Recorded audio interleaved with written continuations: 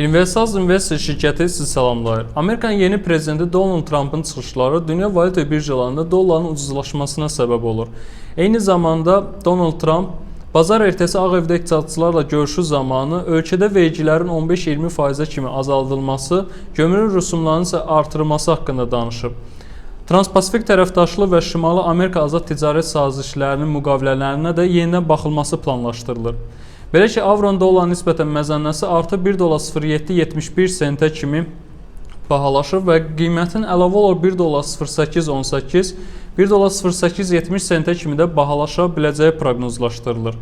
Bugün Bakı vaxtı saat 12:30-da, 13:00-da, 18:45-də və 19:00-da müvafiq olaraq açıqlanacaq Almaniyanın, Avrozonanın və Amerikanın istehsal və xidmət sektorlarında biznes aktivliyi indeksləri və Amerikanın təkrar mənzil bazarlarında satış dövriyyəsi ilə bağlı göstəricilər bugün investorların diqqət mərkəzində olacaqdır.